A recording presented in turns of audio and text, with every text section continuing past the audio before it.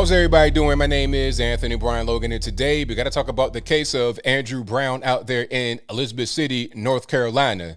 Now, he was shot and killed by police out there just one day after Derek Chauvin was found guilty for murdering George Floyd up there in Minneapolis, Minnesota. So naturally, there was quite a bit of media attention on this case, both local and national. The usual suspects were out there. You had Al Sharpton, who, by the way, spoke at Andrew Brown's funeral, but that's a different story, and I digress. The ambulance chaser, Ben Crump, was out there. You also had Black Lives Matter affiliated groups that were out there on the ground protesting. It was a whole big mess. Now, I didn't do a video about it right away because I knew that there was one key piece of evidence that exists because the judge said that it exists, but the judge blocked from coming out, and that was the body cam footage. But today we have the body cam footage, and we have a word from the DA out there about the fate of the officers involved. Now, before we get into that, let's go ahead and roll one or two clips. We're going to see what the DA said about the officers and also what the body cam footage reveals to us. After we get done watching that, I'll talk about those clips. Then I'll give you the rest of my 2 cents, my deep detail analysis, and then I'll wrap it on up with a nice bow on top. So without further ado, let's go ahead and roll it. Breaking news at noon in the deputy shooting that killed Andrew Brown Jr. in Pasquotank County. The district attorney has called his death justified. I'm Bill Young. And I'm Liz Ortiz. District Attorney Andrew Womble made the announcement at a news conference a short time ago. Here's some of what he said. After reviewing the investigation conducted by the North Carolina State Bureau of Investigation, Mr. Brown's death, while tragic, was justified because Mr. Brown's actions caused 3 deputies with the Pasquotank County Sheriff's Office to reasonably believe it was necessary to use deadly force to protect themselves and others. While the officer-involved shooting that resulted in the death of Andrew Brown occurred on Wednesday, April 21st, law enforcement involvement with Mr. Brown began in the weeks prior and put the wheels in motion that eventually led to the attempted service of arrest and search warrants on April 21, 2021. And of course, that is just a small snippet of what we heard from the district attorney, who also showed this body camera video of the incident during the media briefing this morning.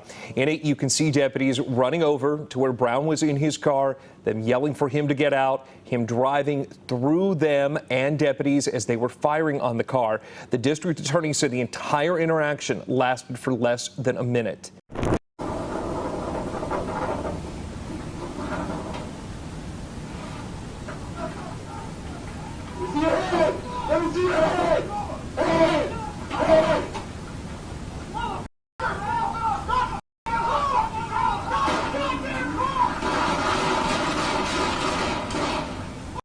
All right, so you saw that, you heard that. Now, I think that was crystal clear. The officers did nothing wrong. Shout out to Pasquotank County out there in Carolina. Shout out to the DA for making the right decision. How can you charge him with anything when Andrew Brown clearly ran his vehicle directly at them, trying to escape and hit them, whatever he wanted to do? Okay, first the car was stopped. Like, let's go through it right quick. First, the car, I think he had backed up by a house or his house, not really sure where he was, but he had backed up. They're saying, hey, get out the car, get out the car, get out the effing car. He's refusing. He's not going to do it. He decides to go ahead and gun it straight toward the officers to try and flee. Now, some are going to say, oh, he was just trying to escape ABL, just let him go. Well, look, if I'm right in front of your car and I'm an officer with my gun out and I'm telling you, get out the car, stop, get out the car, stop, and you mash the gas, what am I going to just get hit? Like, come on. They had to go ahead and open fire. It's unfortunate that Mr. Brown died, and may he rest in peace. And my prayers out to his family. The man had 7 kids. So, prayers out to them. I mean, they don't deserve to have this happen to them, to have their father no longer be with them. But whose fault is it? Is it the officer's fault? No, it's not. Unfortunately, it's Andrew Brown's fault. Now, I got to back up a little bit here to tell you more about what's going on and give you some context. First, a little bit about me. You might not care about me, and that's fine, but I got to just give you more about me so you kind of understand where I'm coming from talking about East City and Carolina. I'm from that area, okay? I'm from Virginia, like Virginia Beach, Norfolk, Tidewater region. East City is right on Route 17, and when I was in Virginia, I lived on Route 17. Matter of fact, from where I used to live in Chesapeake, I could go out of my house and be to East City in about 45 minutes. Now, if you live way out by like Ballahat Road and Hickory by the line, by the Carolina line, you could be in East City in 15, 20 minutes. It's right there. It's like a small town, it's a neighborhood, like 18, 20,000 people, and it's majority black. 51% black and like 39% white. So when I'm hearing things like, oh, well, it's racist, why they killed them, it's racist police, racist officers, I'm like, man, stop. East City is not like that at all. Really, Virginia and that area is not like that. Black folks and white folks that are local, not military, are like the same, in my opinion. You know, there's differences, of course, but it ain't that much. You got kind of like your poor white trash, and you got your hood black folks. And then you have those that live like in the suburbs, like out Ballahat and Hickory and stuff like that. And when they go out there, they're very similar as well. There's a lot of blurred lines in between blacks and whites in that part of the world. Now, they often live separately, but at the same time, they're more culturally similar than dissimilar, if that makes any sense. All right. It's not like a place where the blacks and whites are completely and totally different. A lot of them have been here for a very long time. They're very similar. You know, like you talk to a white person and a black person, you're going to see some similar characteristics in their voices and things of that nature. That's pretty much what I'm saying. But anyway, East City is definitely like that. Real small town. Everybody knows everybody. That's kind of how it is. So to say that it was some kind of racially motivated thing out in East City, I'm like, man, stop, please. Be for real. That has never been a thing. Maybe it was a thing like 100 years ago, but not since I've been living. Not since I've been a little boy living out in that area. Has there ever been some kind of racially motivated, thing with the police? That's just not what it is. The closest thing to that would be the Greek Fest riots back on the beach, Virginia Beach, like in the 80s or early 90s, whenever that was. But again, like 30 years ago, and that wasn't even really about race. That was more about tourists that were behaving badly. But I'm going down that rabbit hole, so I digress. My whole point is that I'm from this area. I know how it is for outsiders that have never been to Virginia, let alone East City, North Carolina, for them to say that it's some kind of racial place and it's white folks that hate black folks is just not true, period. Anyway, now, why did the officers go to Andrew Brown's residence or wherever he was located? Well, great question. Glad you asked. They had been watching him for a while because he was involved with drugs, and they came to serve a warrant. And they came on the back of like a pickup truck. So they were in the bed of the truck. It might have been about 4, 5, 6 officers in the bed of the truck to serve the warrant.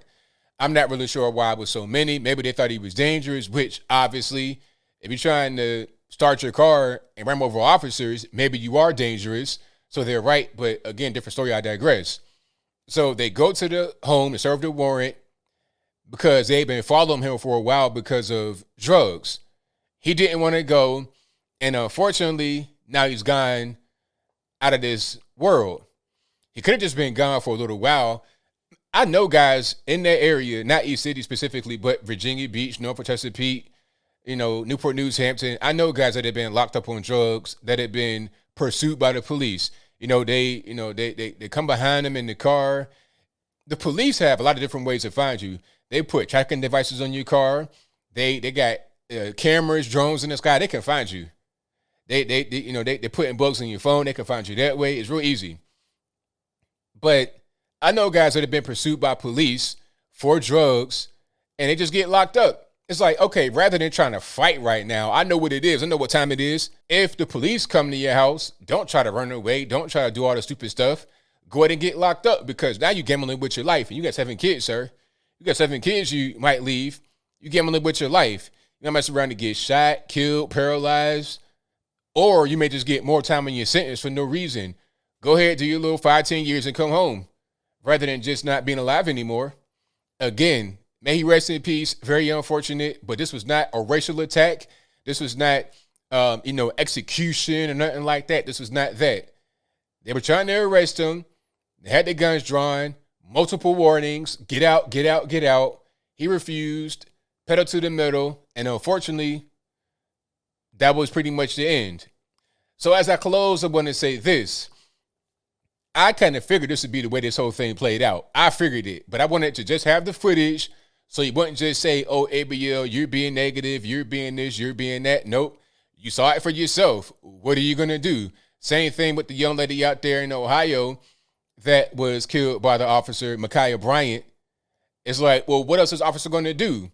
The knife was like up at like a 90-degree angle. It was like this. Get ready to stab the other girl. What are you going to do in that moment?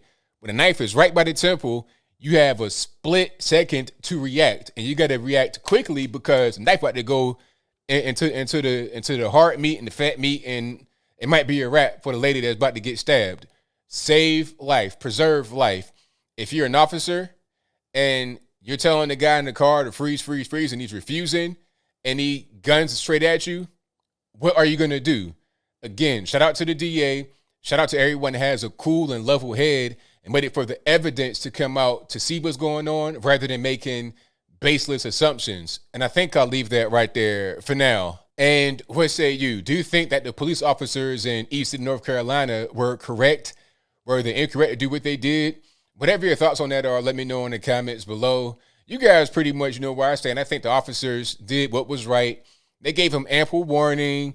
He just refused. If he would come out the car like normal, he'd have got arrested. People talking about, oh, black folks always get shot and killed in any situation. That's not true. There's a lot of folks in jail that have committed crazy crimes, that have been on the run. I know guys that have like physically ran from the police. Like I'm talking about a pursuit or car chase, and they didn't get injured by the officer, let alone shot, killed. But see, the difference is that they didn't try to take their car and hit the officer or hit an innocent person while they were being pursued. They were just on the freeway, and then they, got out the car, ran, crashed the car, ran, or they might have got hit with a spike strip, and then it was over. When they get approached with guns, when they're in the car, all right, hands up, go to jail, come home, and live to have another day with your children. That should be the main thing, right? But whatever your thoughts are, please let me know in the comments below. And that's all I got to say for this video. If you like what you heard, please comment, rate, share, and subscribe. Peace.